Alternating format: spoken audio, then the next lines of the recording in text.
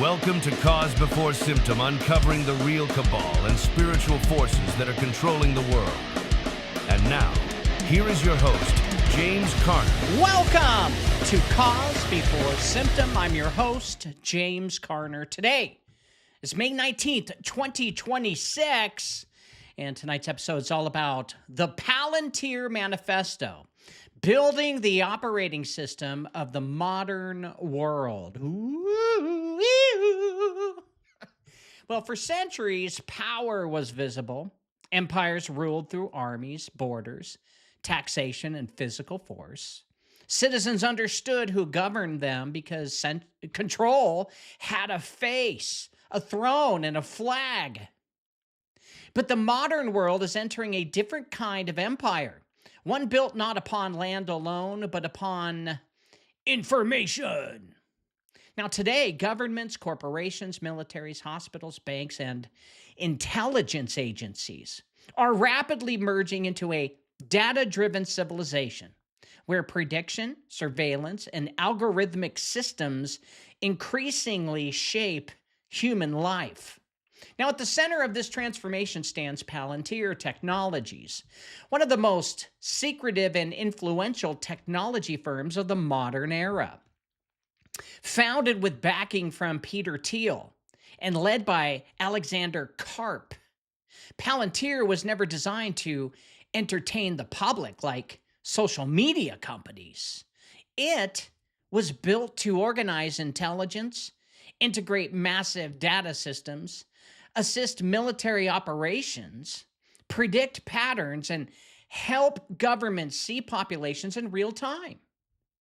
What once required armies of analysts can now be accomplished through machine learning, behavioral modeling, and artificial intelligence operating across billions of data points simultaneously. Well, tonight's investigation examines the rise of the modern surveillance civilization and asks whether humanity fully understands the systems it is building.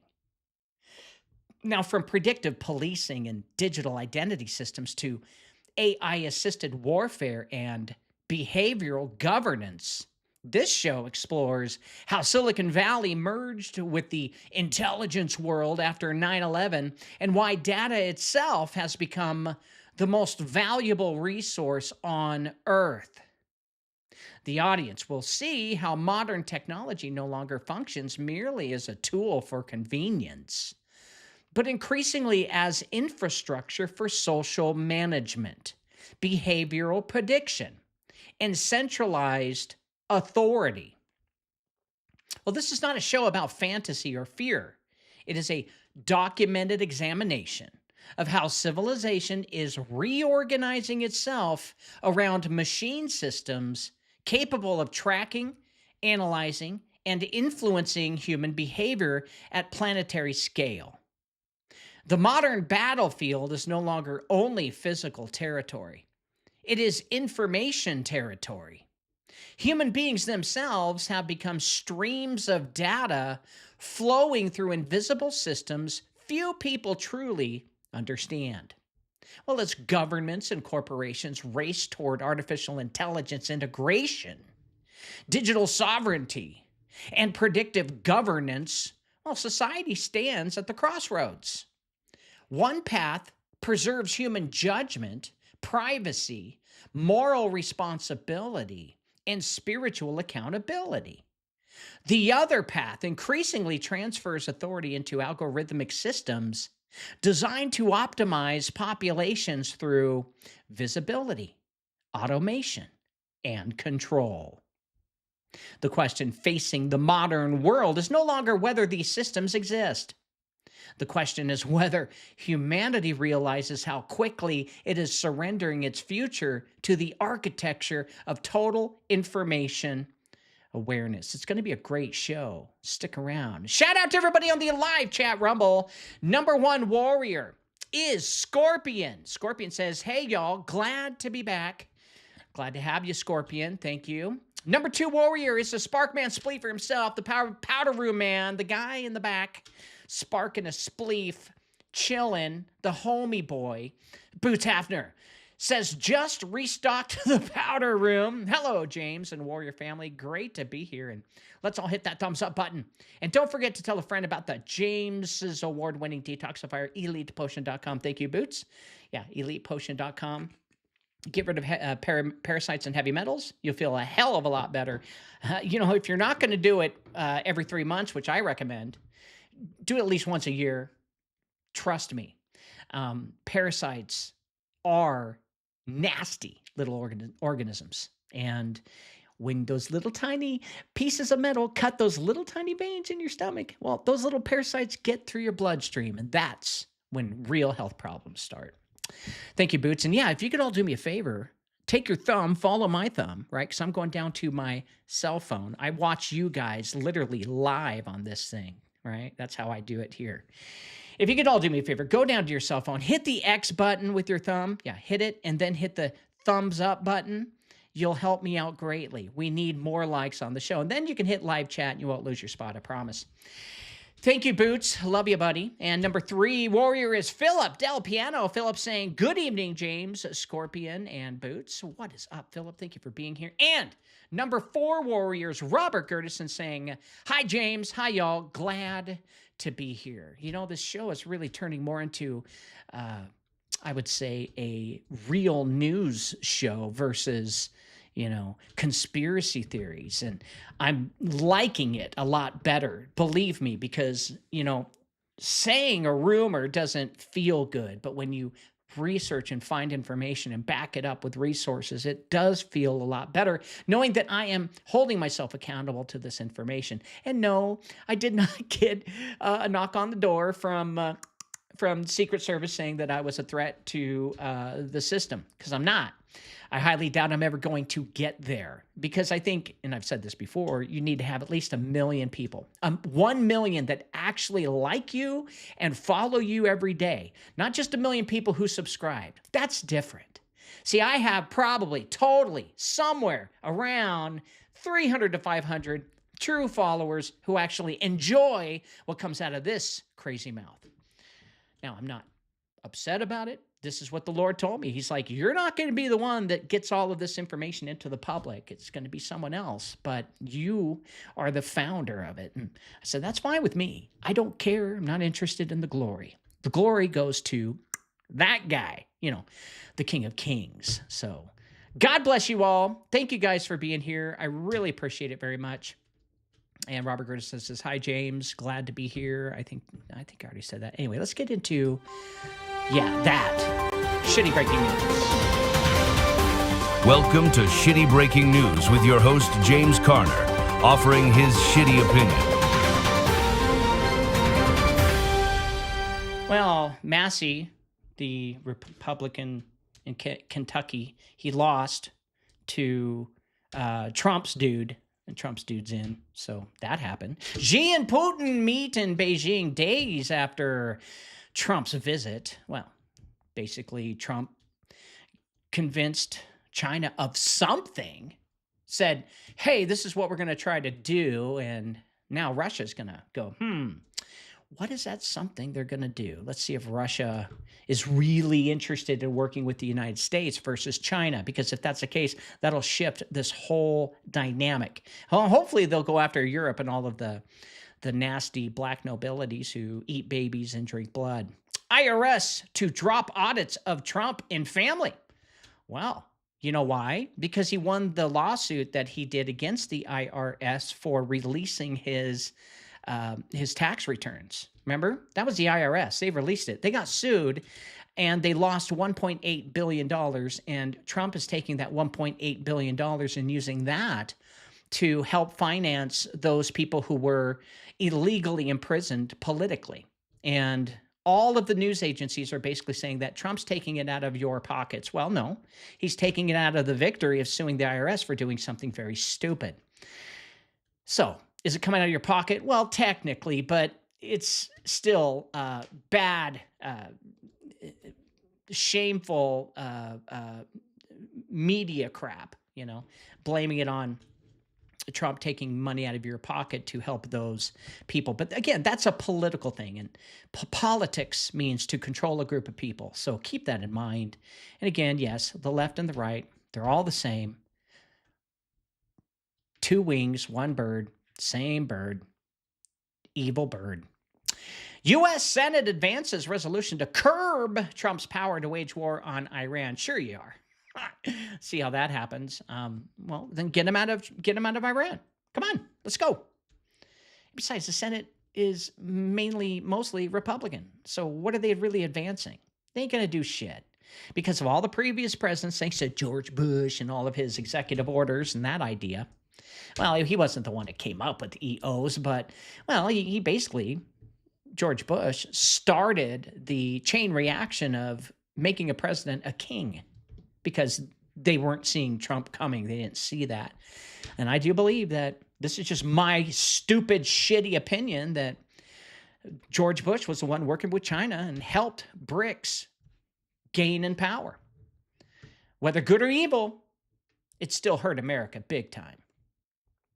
Republican Burt Jones and Rick Jackson advanced to a runoff in Georgia. Well, they're all freaking out about these, what do you call these midterm elections? These I don't know. It's all politics. You know, you'd think that states would all do it at the same time, but no, they gotta split it up a little bit to, make everyone nervous.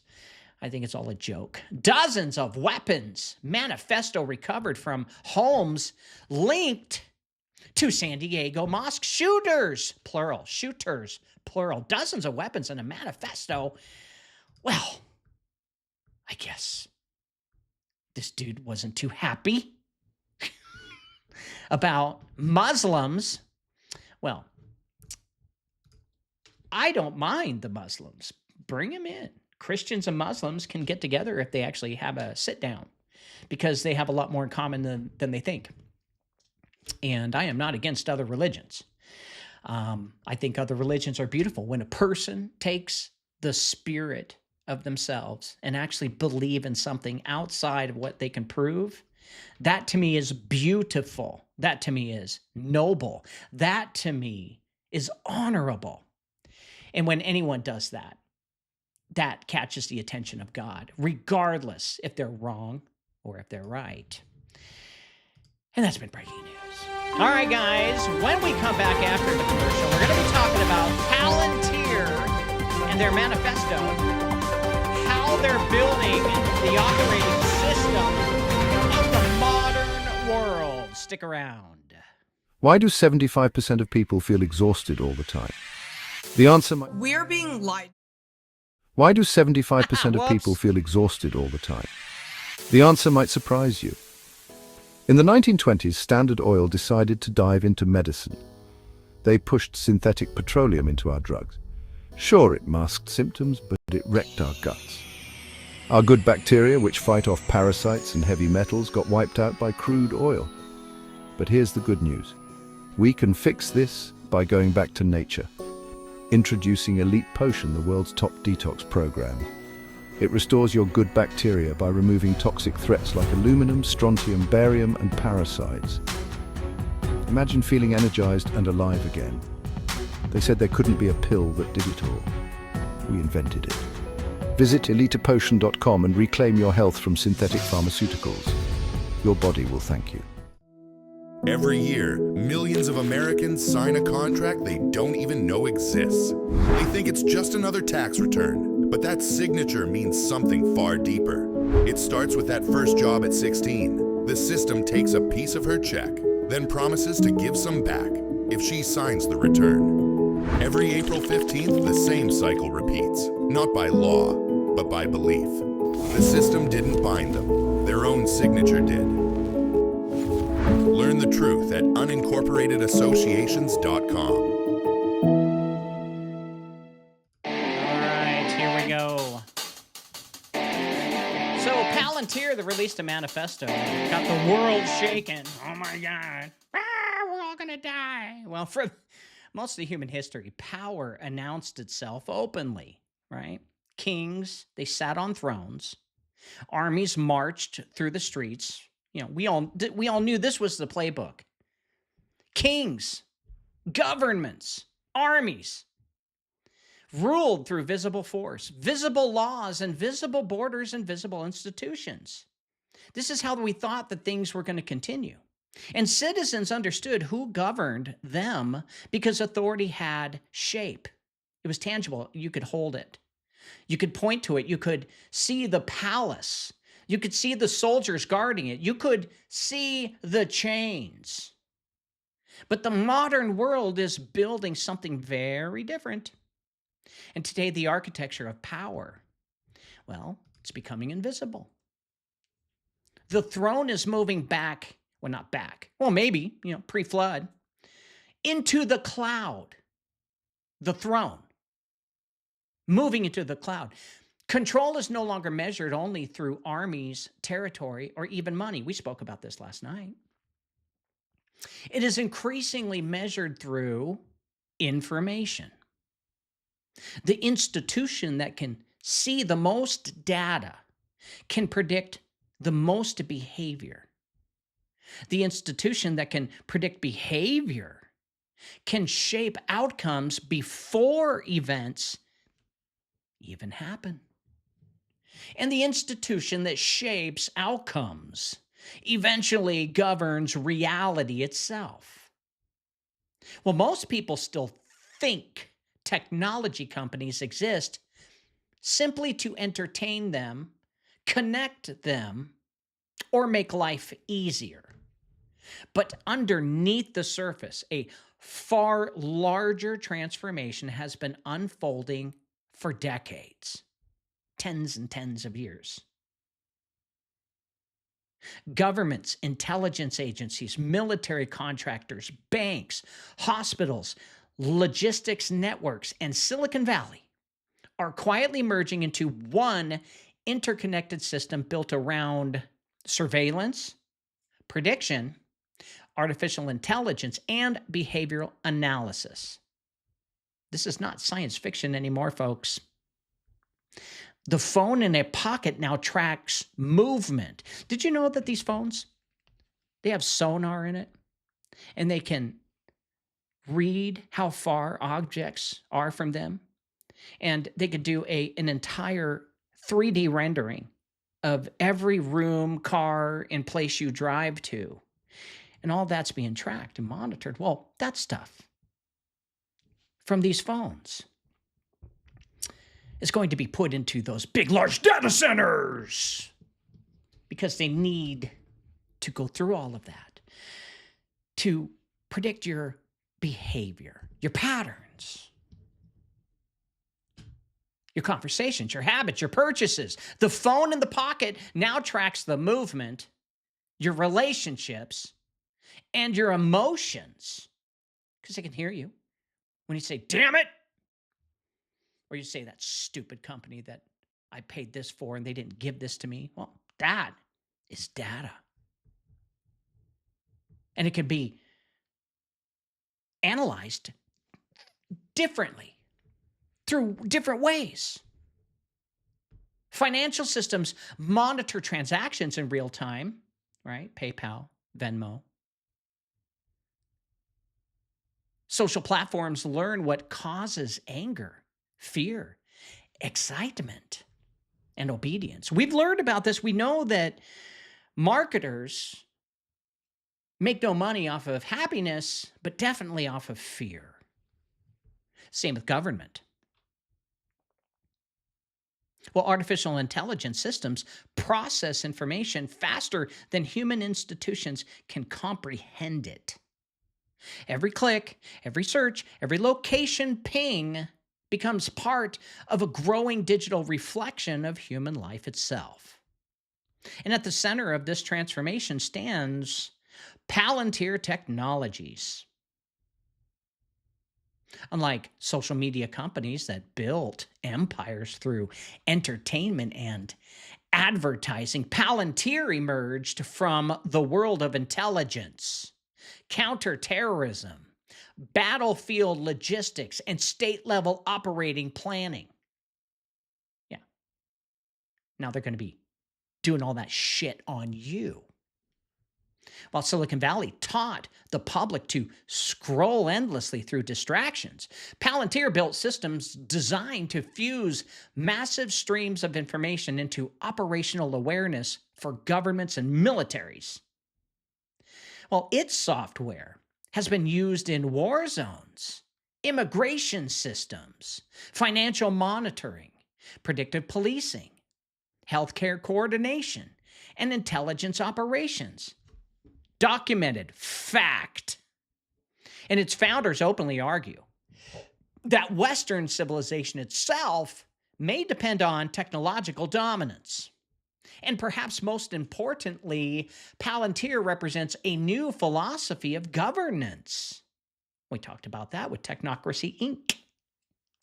A belief that human society can increasingly be managed through data integration, machine learning, and algorithmic prediction. Well, that's where tonight's investigation begins. Because the real issue is not one company.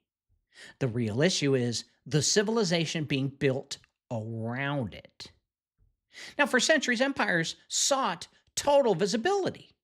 Ancient rulers conducted census systems to count populations. Remember, King David got busted by God for doing that, because that's not how God works. He doesn't want you to revel and be prideful about how much money you have, how many people you have, how much gold you have.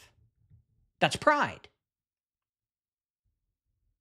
Kingdoms tracked taxation, trade routes, and military loyalty. Intelligence networks expanded during the industrial age, but every empire in history faced one limitation. Human beings could only process so much information at one time.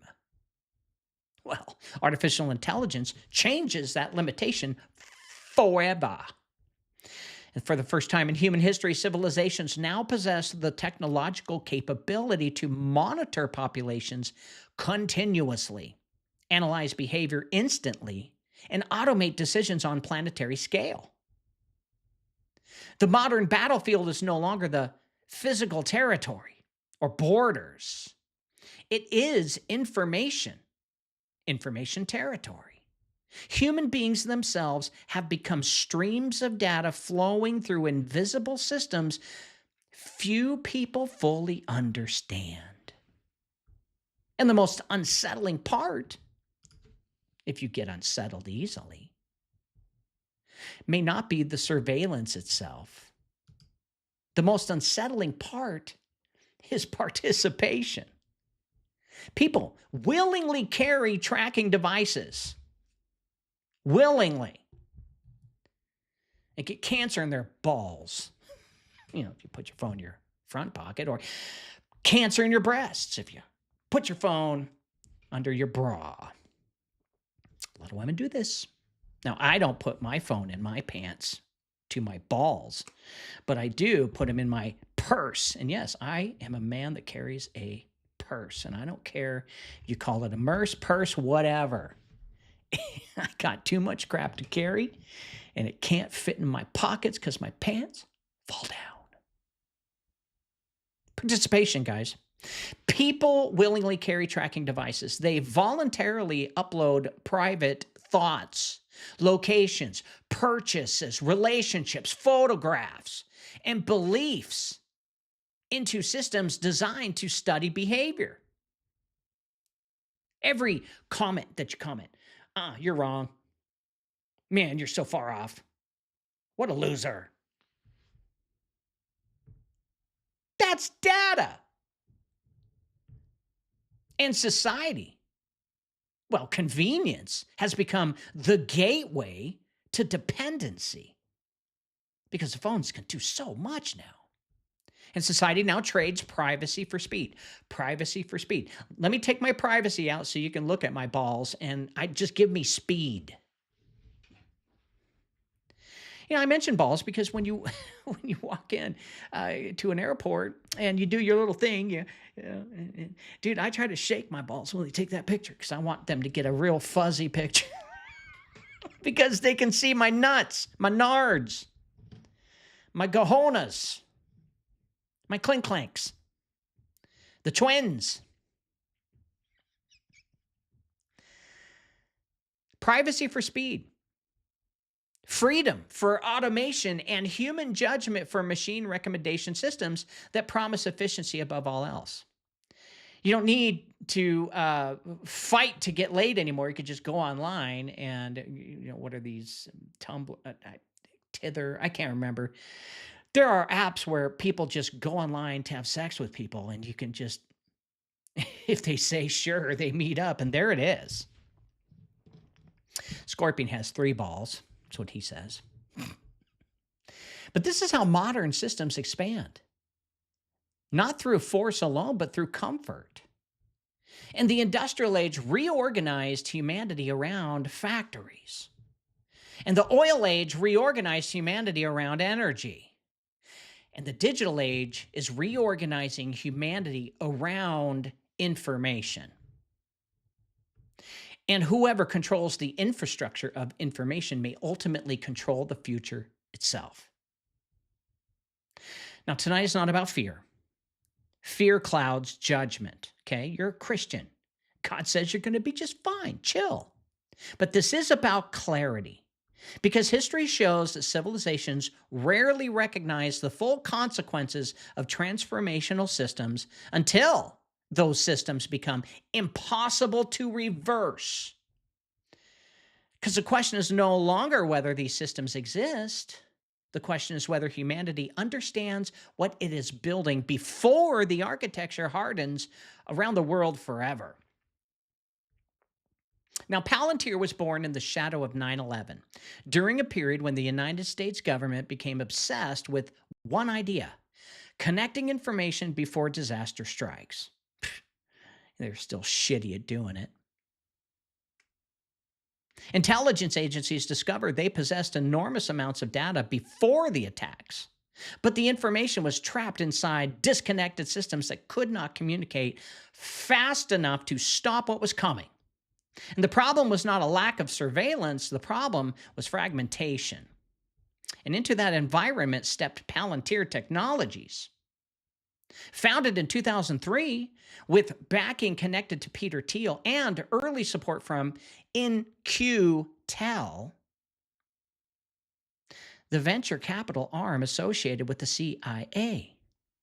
Unlike most Silicon Valley companies chasing entertainment and advertising revenue, Palantir focused on intelligent integration.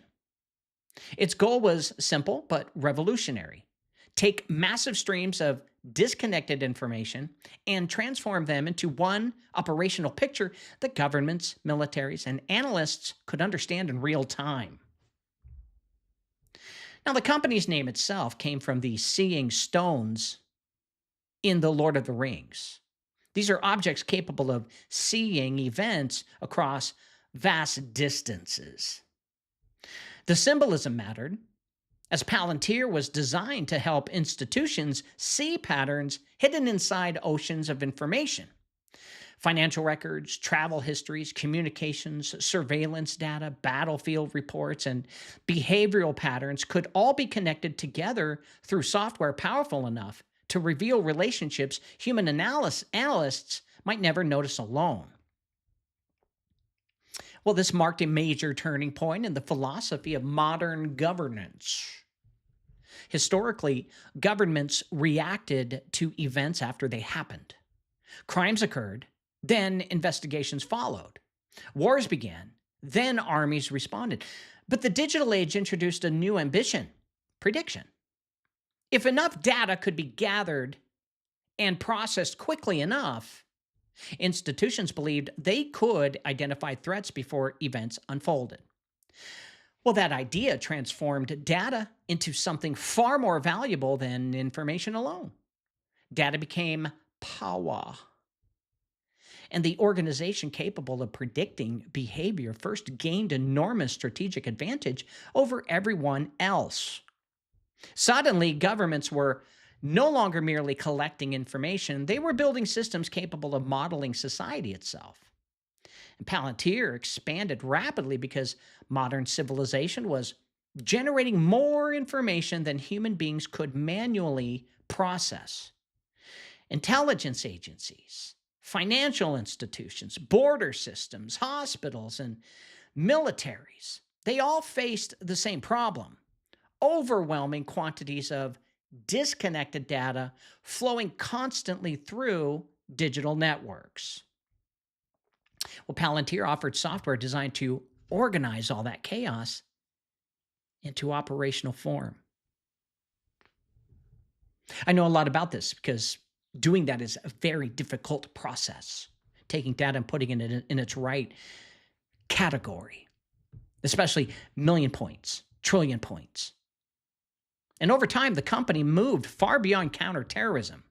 Its systems became involved in military operations, immigration enforcement, predictive policing, logistics coordination, healthcare infrastructure, financial monitoring, and artificial intelligence integration. Were they ever able to stop the mosque shooting? No. In fact, I believe that these things occur, I can't prove it, so that we will beg our world leaders to put Palantir in place so that nobody shoots up churches and mosques anymore. In fact, they get arrested before it happens. You see, create the cause, then give them the solution. While the public focused on social media companies shaping culture through entertainment, Palantir quietly became part of the deeper infrastructure, shaping how institutions see the world itself. And that may be the most important realization about Palantir's origins. It was never built merely to or as a technology company. It was built as a visibility system for the modern age. Now, the public often thinks the most powerful companies in the world are the ones people interact with every day. Social media platforms, they dominate attention. Streaming companies dominate entertainment. Online retailers dominate commerce. But behind the visible layer of the digital world, another class of company emerged after 9/11. These are companies designed not to entertain populations, but to organize civilization itself through data. And this is where the philosophy behind Palantir Technologies becomes important. Palantir's leadership openly argues that the modern world has entered a period where technological superiority determines whether nations survive or collapse. Under CEO Alexander Karp, the company has repeatedly criticized Silicon Valley for focusing too heavily on advertising, consumer addiction, and social media profits while ignoring national security, infrastructure, and long-term state power. Well, in their view, technology companies should not merely entertain civilization. They should help govern and defend it. It's a noble cause. Well, that philosophy represents a major shift in how technology is viewed. For years, the public imagined Silicon Valley as independent from government power. Tech companies were presented as rebellious innovators challenging old institutions. But over time, the relationship between technology firms and governments became increasingly intertwined. Intelligence agencies needed advanced software. Militaries needed artificial intelligence systems. Governments needed predictive analytics. And private companies possessed the engineering talent capable of building those tools faster than traditional bureaucracies ever could. Well, the result was a merger between Silicon Valley and the national security state. Palantir became one of the clearest examples of this transformation. Its software platforms were not designed primarily for consumers. They were designed for institutions seeking operational control over massive systems. Military logistics, battlefield intelligence, immigration enforcement, supply chains, healthcare coordination, cyber defense, and predictive modeling all became part of one growing ecosystem where information could be centralized, analyzed, and acted upon in real time. Well, this is where the idea of the technological republic begins to emerge. Technological republic is a new word in our vocabulary. And the argument is simple. Nations that fail to dominate artificial intelligence, data infrastructure, and machine systems may eventually become dependent on rival powers that do. That's why data centers are going up everywhere right now. Instead of feeding the 8,000 dying children every day from starvation, nations are protecting themselves from AIs or other nations' AIs. Well, technology is no longer viewed merely as economic competition anymore. It's viewed now as civilizational survival. And that mindset explains why modern governments increasingly treat AI companies as strategic assets instead of ordinary businesses. Artificial intelligence now affects warfare, banking, energy systems, logistics, intelligence gatherings, communications, healthcare, and infrastructure management. And the country controlling the most advanced systems gains enormous geopolitical leverage. But there's another side to this philosophy that receives far less public attention. As societies become more dependent on centralized technological systems, human judgment slowly begins transferring into machine-assisted decision-making. Algorithms increasingly determine what people see online. Automated systems flag financial behavior, and AI systems prioritize intelligence threats.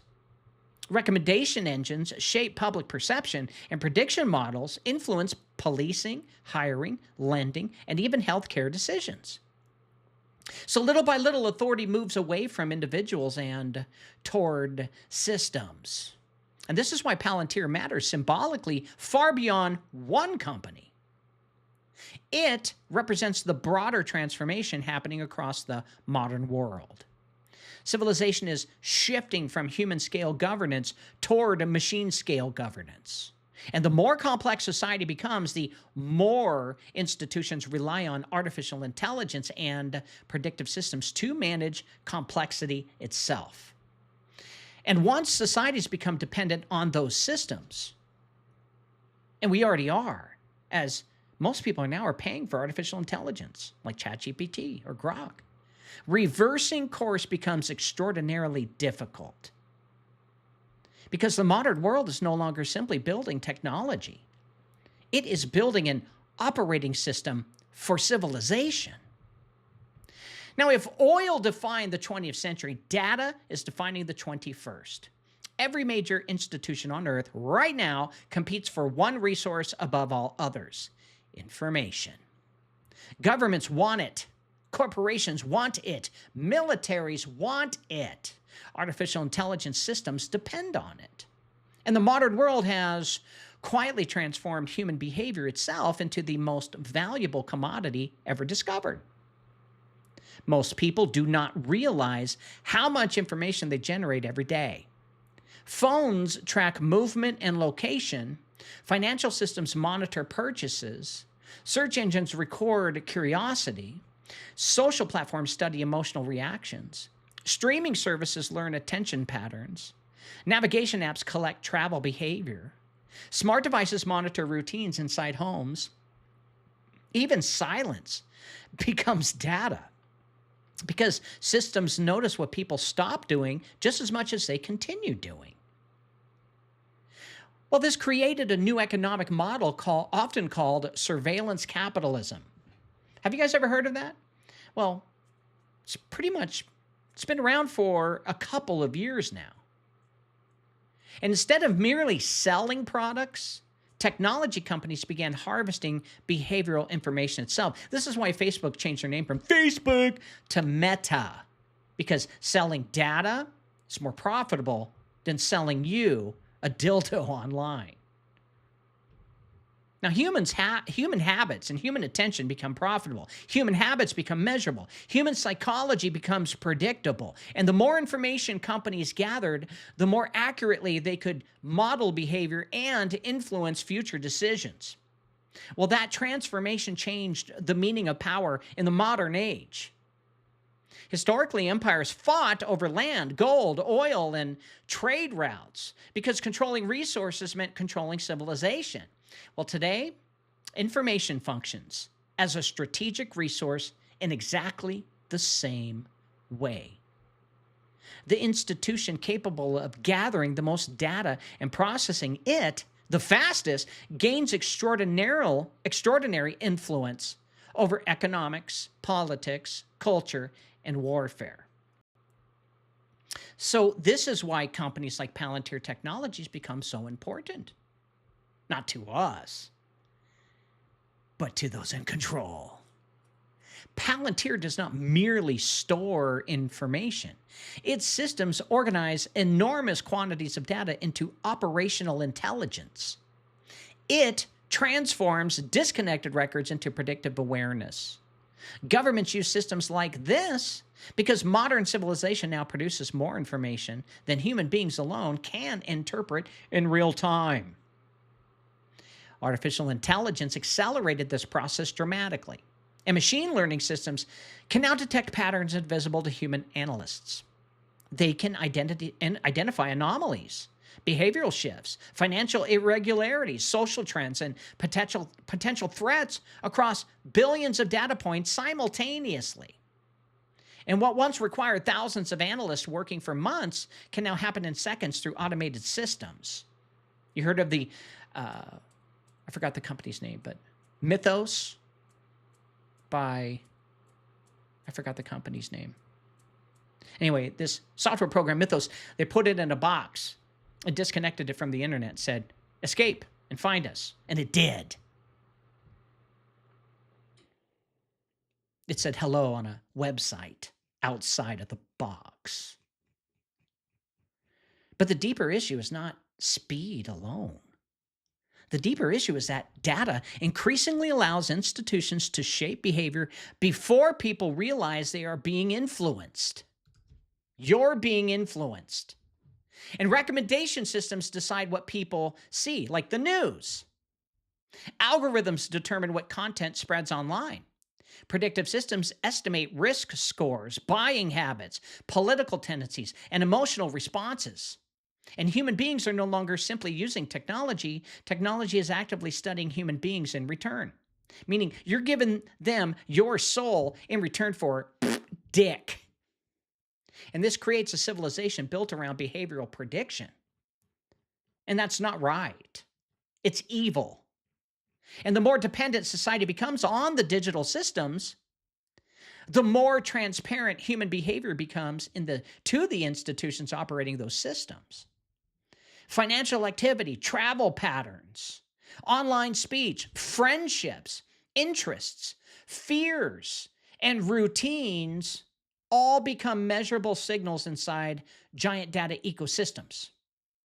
And over time, the line between observation and control begins to blur. I cannot see through those fingers. What's going on here? And perhaps the most important realization is this. People willingly participate in this system because convenience feels harmless.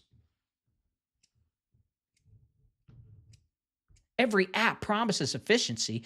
Every platform promises connection. Every device promises comfort. But together, these systems create one of the most comprehensive surveillance environments in human history. Not because populations were conquered by force, oh no. But because they volunteered their lives into the machine. And we're there, folks.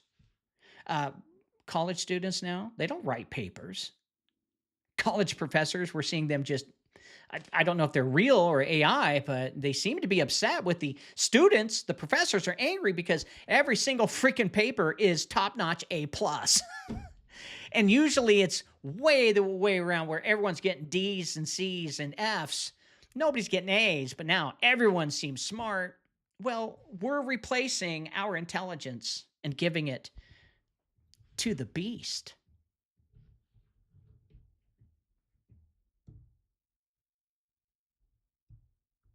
One of the biggest misconceptions about modern surveillance is that people imagine thousands of analysts sitting in dark rooms manually spying on individuals. They did that in the 60s and 70s and 80s and 90s, yeah. But that's not how the system works anymore. The real power of companies like Palantir Technologies comes from API integration. Cutting checks for information. We'll pay you 0.001 cent per record or per data point. And they just put it all into there. Facebook's like, sold, take it all. Pictures, words, phrases, slang, all of it. The real power companies use integration. And the modern world is not being organized through isolated databases. It's being organized through connected systems capable of combining information from countless sources into one operational picture. Well, this process is called data fusion. Have you heard of it? Well, people online are freaking out right now, especially on TikTok. Oh my God, it's not a data center, it's a data fusion. Data fusion. It's the devil. Well, imagine millions of separate puzzle pieces scattered across governments, hospitals, banks, military systems, law enforcement agencies, airports, logistics, networks, and digital platforms. Now, individually, each piece reveals very little, but once integrated together, patterns begin to emerge. Financial transactions connect to travel histories. Phone activity connects to geographic movement. Social networks connect to behavioral patterns. Surveillance footage connects to identity systems. And suddenly, institutions are no longer looking at isolated information. They're looking at a living map of relationships, activity, and prediction. And that is what Palantir's platforms were designed to accomplish. Its software allows organizations to organize massive amounts of disconnected information into visual operational systems that analysts can navigate in real time. And this becomes especially valuable after 9/11 because intelligence agencies faced overwhelming quantities of information flowing constantly through digital infrastructure. It's almost like 9/11, I don't know, conveniently gave the government power to spy on us legally. How would that happen? Gee, I wonder. Well, human beings alone could no longer keep up with the scale of modern data generation. Artificial intelligence accelerated this transformation even further. Machine systems now assist in identifying anomalies, predicting patterns, prioritizing threats, and organizing information faster than human teams ever could. Modern warfare increasingly depends on these capabilities. Military commanders use integrated systems to monitor supply chains, battlefield movement, satellite imagery, drone intelligence, communications, and logistics all simultaneously. Information dominance itself becomes a strategic weapon. But these systems did not remain confined to war zones. Over time, the same infrastructure spread into civilian life. To steal from you. Border security agencies integrated biometric systems and travel data. Police departments experimented with predictive policing software designed to forecast crime patterns. Hospitals integrated patient information across networks. Financial institutions developed automated fraud detection systems capable of monitoring behavior in real time. And corporations began tracking employee productivity, customer behavior, and logistical movement through increasingly sophisticated analytics platforms. Little by little, society itself became measurable. And this is where many people fail to understand the scale of the transformation underway. The modern world is no longer simply storing information. It is building operational awareness across civilization itself. Roads, hospitals, airports, banks, military systems, communication networks, and digital platforms are increasingly connected through data ecosystems, capable of seeing society as one integrated environment. And that's dangerous. And once information becomes centralized at that scale, visibility becomes power. We're talking about the real looking glass. The institution that sees the system most clearly gains the ability to respond faster, predict better, and influence outcomes before competitors even understand what is happening. And that is why modern governments increasingly treat artificial intelligence and data infrastructure as matters of national security rather than ordinary technology. Because the future may belong to the nation with the largest army alone, but to the nation with the clearest visibility into reality itself.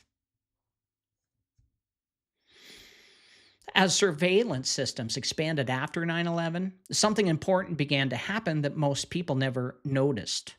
Technologies originally developed for counterterrorism and battlefield intelligence slowly migrated into ordinary civilian life. Systems designed to track enemies abroad increasingly became tools for monitoring populations at home. Well, that sucks. The battlefield was no longer confined to foreign nations. The logic of permanent surveillance began entering everyday society itself. And this transformation accelerated because governments realized that modern threats no longer fit traditional categories. Terrorism, cyber warfare, financial crime, pandemics, disinformation campaigns, and border instability all moved through digital networks rather than physical front lines alone. Institutions responded by building systems capable of continuous monitoring across enormous populations.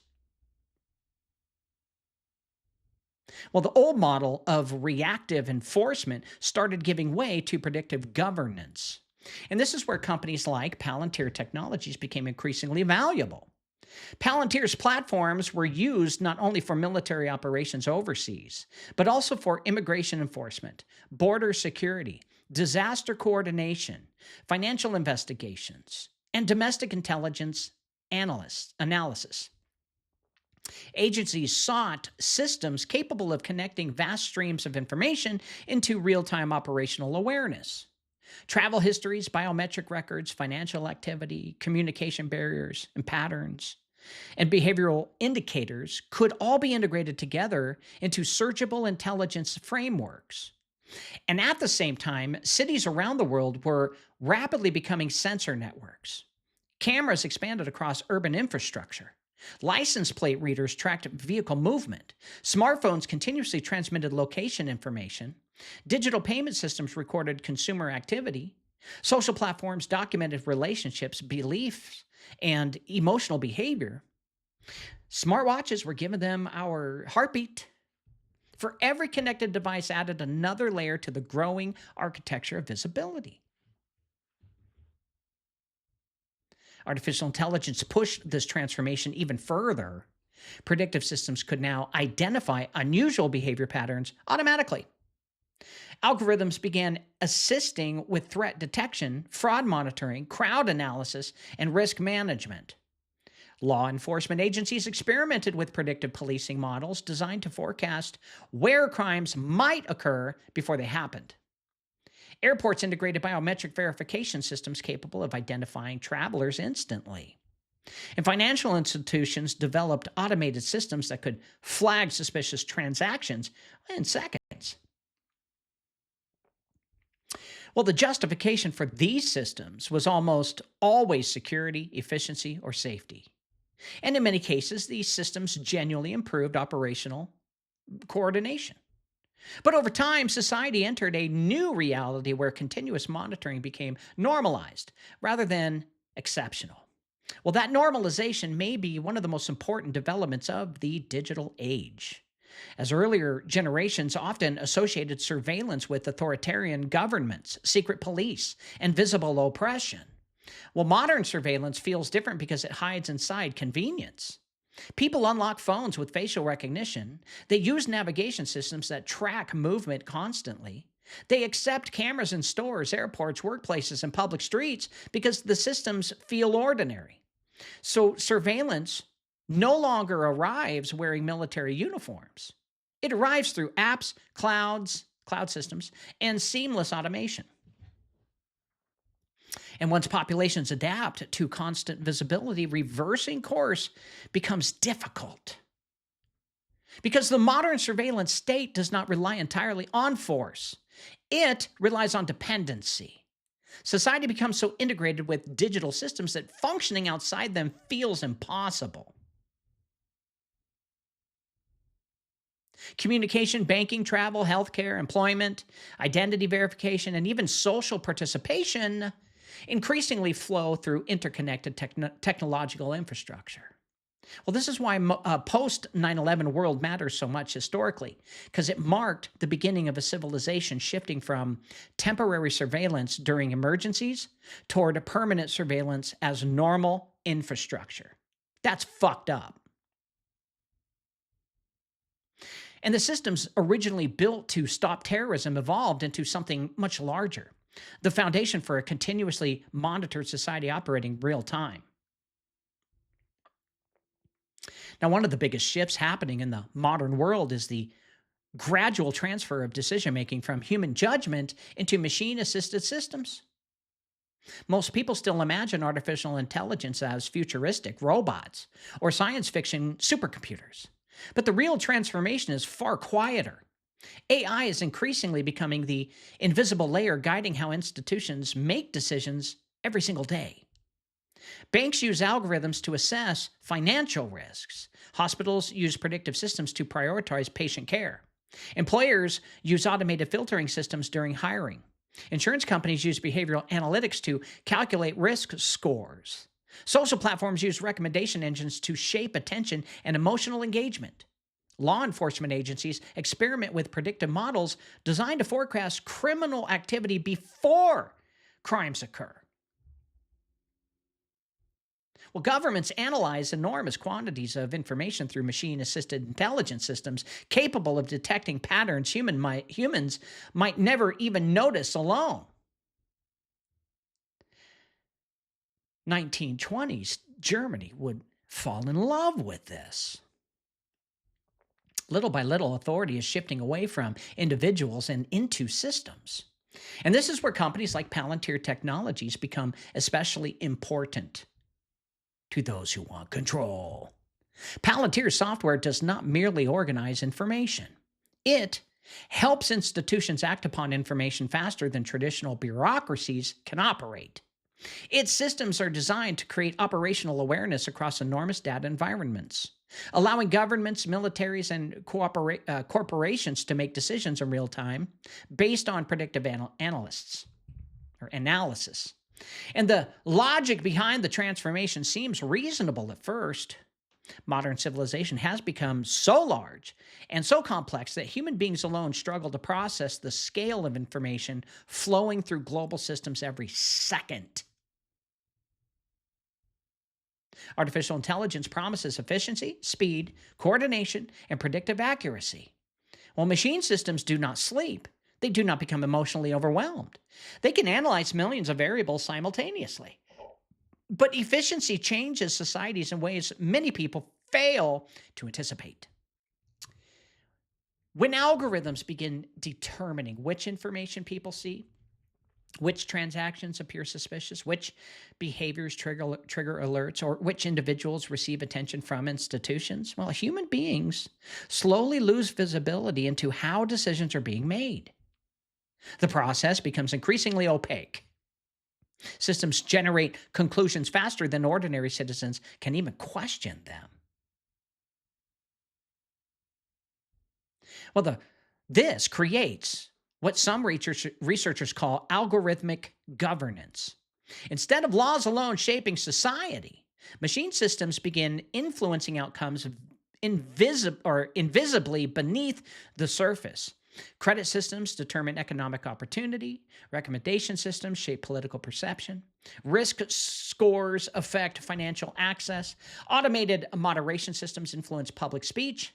Predictive analytics guide policing priorities. AI-assisted systems increasingly become the hidden architecture reorganizing modern life. In China's social credit discussions often receive public attention. But many Western systems already operate through softer versions of behavioral scoring. It's happening.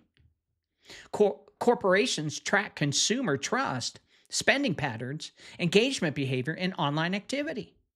Financial institutions monitor anomalies automatically. And employers analyze productivity matrix digitally. And insurance companies study behavioral risk factors through data models. Well, the infrastructure for continuous behavioral analysts already exists across much of the modern civilization. And the more integrated these systems become, the more difficult it becomes to separate human life from machine evaluation. And this is the deeper issue facing the digital age. Technology is no longer functioning merely as a tool humans control directly. It is increasingly becoming an environment humans live inside. Daily life now flows through networks governed by algorithms, predictive systems, artificial intelligence, and automated infrastructure operating constantly in the background. The danger is not necessarily one evil machine controlling humanity overnight. The greater danger is gradual dependence on systems so efficient, convenient, and interconnected that society eventually loses the ability to function without them. Because once civilization hands judgment over to automated systems, reclaiming human authority becomes extraordinarily difficult. Now, as the digital age evolved, another transformation quietly unfolded beneath the surface of the public attention. The largest technology companies in the world stopped behaving like ordinary corporations and increasingly began functioning like strategic extensions of state power. This is why all the big Silicon wigs stood behind Trump during his second inauguration. Silicon Valley was no longer simply building apps, advertisements, and entertainment platforms. It was becoming part of the geopolitical infrastructure of the modern world. The shift accelerated as governments realized artificial intelligence, cloud computing, cybersecurity, and data infrastructure were now matters of national survival. And the same systems used to optimize logistics and predict consumer behavior could also organize military operations, intelligence analysts, cyber defense, and economic strategy. Technology was no longer separate from geopolitics. Technology had become geopolitics. So this is one reason companies like Palantir Technologies become so influential. Palantir positioned itself not as a consumer company, but as an infrastructure for governments and institutions operating in a rapidly destabilizing world. Its systems integrated military intelligence, supply chains, battlefield coordination, predictive analytics, cyber operations, and operational planning into unified digital environments. In many ways, the company represented the merging of Silicon Valley engineering with state-level strategic power. And at the same time, global competition intensified between the United States, China, and the other major powers racing to dominate artificial intelligence and data systems. Nations increasingly understood that whoever controlled the most advanced AI infrastructure could gain enormous advantages economically, militarily, and politically. Thus, artificial intelligence becomes the new arms race. Here we are. Unlike previous industrial revolutions, this race does not revolve around physical weapons alone. It revolves around information dominance. The nation capable of collecting, processing, and acting upon data the fastest gains strategic visibility into economics, logistics, communications, cyber threats, and even social behavior. Thus, visibility itself becomes a weapon. And this is why cloud infrastructure companies, semiconductor manufacturers, AI laboratories, and data firms are now treated as strategic national assets, government watched. And governments invest heavily in them because Modern civilization depends on digital infrastructure the same way earlier civilizations depended on oil through pipelines, railroads, shipping lanes, and electrical grids. But there is another side to this transformation that many people overlook. As private technology companies become increasingly intertwined with governments, the line between corporate power and state power begins to blur. I can't see through these both. I can't see when they're both together. I can't see shit. Platforms capable of influencing communication, information flow, financial systems, cloud infrastructure, and behavioral analysis hold enormous influence over society itself. A handful of technology firms now possess levels of information or informational visibility that earlier empires could never have imagined. This creates a new form of empire, not necessarily built on physical conquest, but on infrastructure dependency. The modern world now runs through servers, cloud systems, APIs, data centers, satellites, algorithms, and machine learning platforms. Communication, commerce, logistics, healthcare, banking, and even public perception increasingly depend on interconnected digital ecosystems controlled by a relatively small number of institutions. You know, for years, China has been buying American private company data on you. And that concentration of power may become one of the defining issues of the 21st century. Because history shows that every empire eventually seeks centralization. Ancient empires centralized trade routes. Industrial empires centralized manufacturing. Financial empires centralized currency and banking. And the digital empire centralizes information itself. And the institution that controls the flow of information may ultimately shape how civilization understands reality. So the greatest weapon in the modern world may no longer be bombs, bullets, or armies. It may be information itself. Yeah, that's right. Brezhnev was a technocrat. So was Kissinger. It may be information itself. Earlier civilizations fought wars by destroying infrastructure and occupying territory. And the digital age introduced a different kind of conflict, one that's centered around perception, behavior, emotion, and attention. The battlefield moved from land into the human mind. And social media accelerated this transformation dramatically. Platforms originally designed for communication evolved into systems capable of shaping public opinion at planetary scale. DARPA is really good at that. And same with the Tavistock Institute. Algorithms learned what generated outrage, fear, excitement, tribal loyalty, and emotional engagement because those reactions kept users connected longer. Over time, information stopped flowing naturally through society and increasingly flowed through machine-curated systems optimized for attention. This created a new form of warfare, often described as information warfare or cognitive warfare. And in earlier eras, propaganda spread slowly through newspapers, radio broadcasts, and television. Well, today, algorithms can influence billions of people simultaneously in real time. That is here.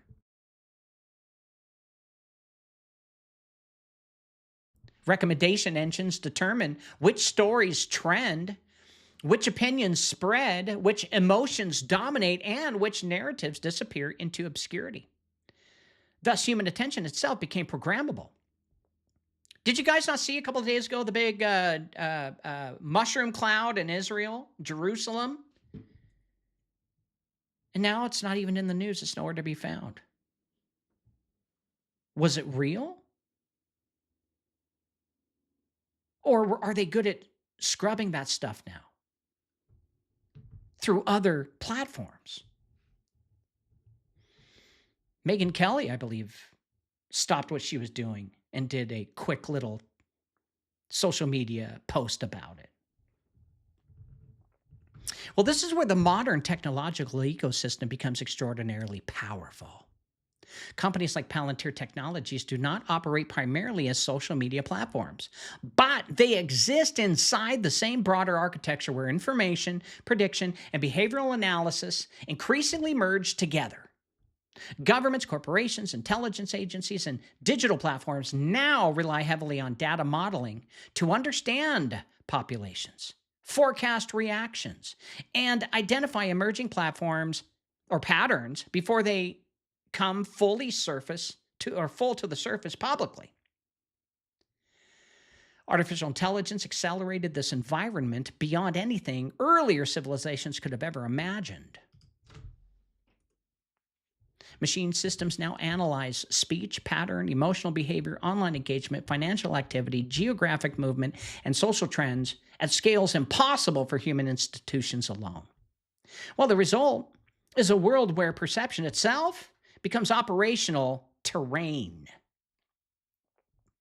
Well, this is why modern societies feel increasingly unstable and fragmented. People no longer experience one shared reality. Algorithms customize information flows differently for each individual based on behavior, interests, fears, and engagement history. Two citizens living in the same city can inhabit completely different informational worlds while believing they both see objective truth. We're there now. And the consequence is social fragmentation at an unprecedented scale. People are going to go mad. Insane. Political divisions intensify because outrage generates engagement. Fear spreads rapidly because emotional reactions keep users connected longer. Conspiracy theories spread beside legitimate investigations because algorithms prioritize attention rather than wisdom. Trust collapses because populations no longer know which information systems are reliable. And beneath all of it sits one uncomfortable reality. Machine systems increasingly understand human psychology better than human beings understood themselves. Recommendation engines learn behavioral triggers. Advertising systems study emotional response patterns. Predictive algorithms estimate likely reactions before users even consciously decide what they believe.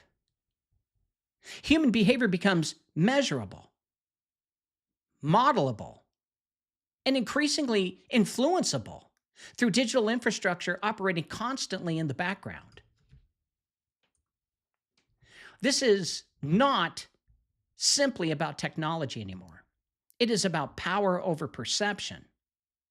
Earlier empires controlled roads, ports, and trade routes because controlling movement meant controlling civilizations. Well, the digital empire controls information flow because controlling perception increasingly shapes political, economic, and social reality itself.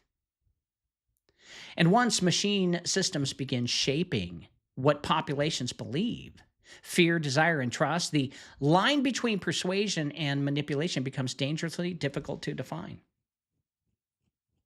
Meanwhile, people are still getting together every year at Thanksgiving arguing about left or right. One of the oldest desires in human history is the desire to see everything. Ancient kings counted populations through census systems because visibility meant power. It's the knowledge of good and evil. It's the tree. It's the fruit. Empires tracked trade routes, taxation, military loyalty, and resources because the ruler who possessed the clearest understanding of society usually controlled society itself. And the struggle for visibility has always existed, and the digital age simply gave humanity tools powerful enough to pursue that desire at scales previous civilizations could never imagine. So, if you think about it like this, you guys always blame Eve for being the bitch who ate the apple. Well, you all ate the apple when you all started signing up for these platforms, me included, because we wanted knowledge and we wanted it faster and we weren't patient for it. And this is the blowback. Today, modern systems collect information continuously. Phones track movements, cameras monitor cities, Financial systems record transactions, algorithms study behavior, artificial intelligence systems organize patterns across billions of data points simultaneously. And what earlier empires attempted through spies, informants, and paper records now happens automatically through interconnected digital infrastructure operating every second of the day. And this is why the rise of companies like Palantir Technologies represents something larger than technology alone. Palantir symbolizes a civilization increasingly organized around total visibility. Governments, corporations, and institutions no longer seek information only about external threats. They increasingly seek operational awareness across entire populations, economies, and behavioral systems. But there is a deeper human issue beneath the technology itself. Modern societies willingly participate in the expansion of surveillance because convenience feels more important than privacy. People trade information for efficiency every day without much resistance. Navigation apps make travel easier, streaming platforms personalize entertainment, digital payments simplify commerce, cloud systems organize communication, smart devices automate ordinary life. Well, each individual exchange feels harmless by itself. But together, these systems create one of the most comprehensive visibility structures in human history. This is where the spiritual dimension of the digital age becomes important. Human beings have always wrestled with the temptation of omniscience, the desire to know everything, predict everything, and control uncertainty itself. Technology now offers institutions the possibility of approaching something earlier civilizations could only dream about. And that's continuous real-time awareness of human behavior at planetary scale. And we're there. And the more society depends on machine systems, the more difficult it becomes to separate daily life from constant observation. And Jesus said, stay out of Babylon. It doesn't mean to leave and go live on an island, but it does mean to have wisdom and stop giving your information, like your personal photos, etc., your videos, etc., your location, etc., to feed the beast. Now, the danger is not merely that governments possess surveillance capabilities. The greater danger may be that populations slowly lose the expectation of privacy altogether. We're there. Earlier generations understood private life as essential to human freedom. And the modern world increasingly treats privacy as an outdated inconvenience standing in the way of optimization, efficiency, and security. Progress. Well, that shift changes civilization psychologically. Because ever since 9/11, none of us has done dick about fighting for our data rights and our freedoms. When people know systems constantly observe behavior, behavior itself begins to change. Speech changes, curiosity changes, movement changes, expression changes. Human beings adapt themselves to the environment surrounding them, even when the pressure is invisible. And over time, societies risk becoming psychologically conditioned by the awareness of continuous monitoring. This is why it's important to have the Holy Spirit inside you, because he will give you the truth and comfort you from it. Because the truth is going to hurt. And perhaps the most important realization is this. The modern surveillance environment was not built entirely through coercion. It was built through participation. Populations embraced the systems because the systems solved real problems or entertained us. And they also delivered convenience, connection, efficiency, speed, and comfort. The architecture expanded because humanity invited it into nearly every corner of life. And that is what makes the digital age historically unique. Earlier empires imposed control visibly through force. Well, the modern system often expands through voluntary integration as people become dependent on technologies that gradually reshape the structure of society itself.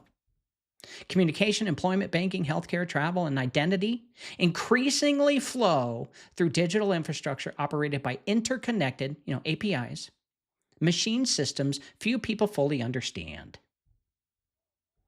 And once civilization becomes dependent on continuous visibility, reverse course And reversing that may become far more difficult than anyone realizes.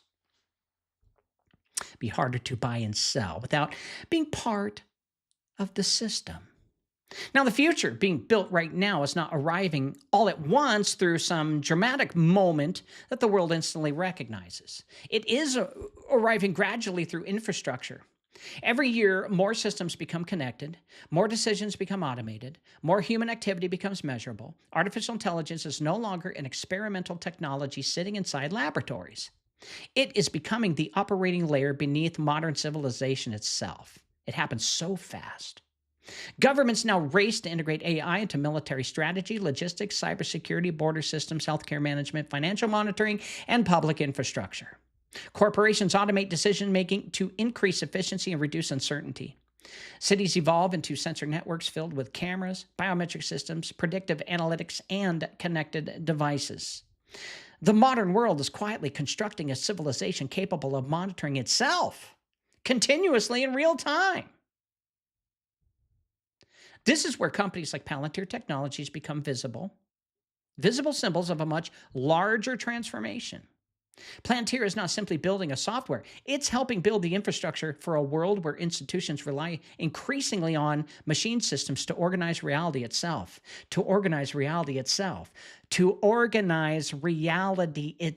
One more time, to organize reality itself.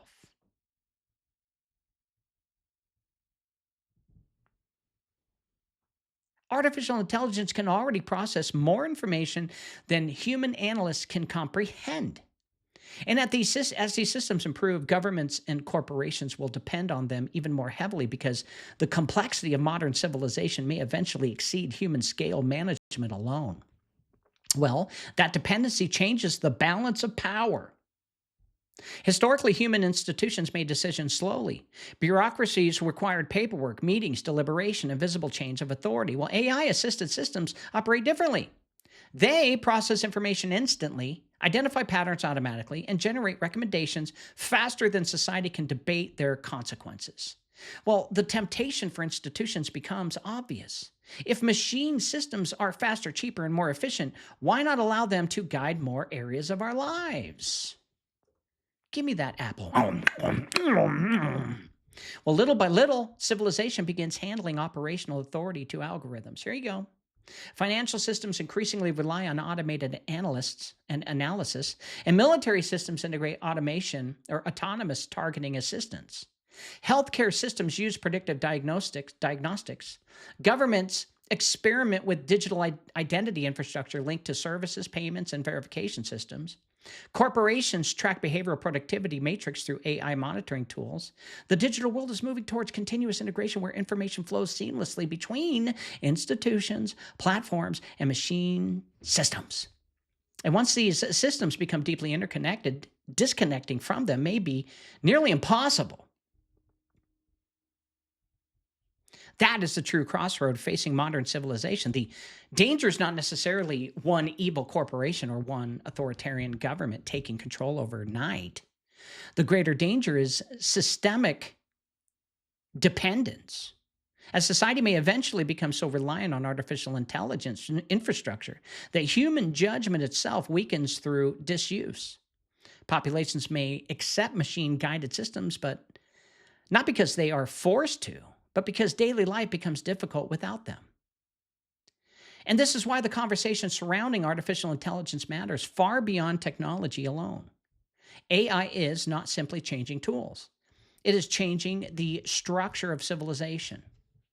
Earlier industrial revolutions transformed labor, transportation, and energy systems. Artificial intelligence may transform decision-making itself. That's where we're going.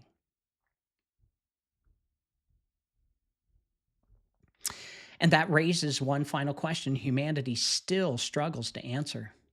If machine systems eventually become capable of predicting behavior, organizing economies, monitoring populations, influencing perception, and guiding institutional decision-making at planetary scale, well, who ultimately governs the systems themselves?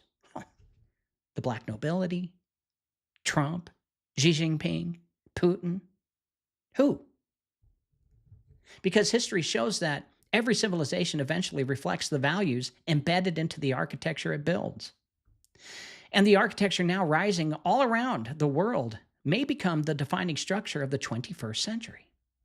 So to conclude, the modern world stands at a turning point unlike any civilization before it. For thousands of years, empires sought great visibility, faster communication, stronger coordination, and more centralized control over society.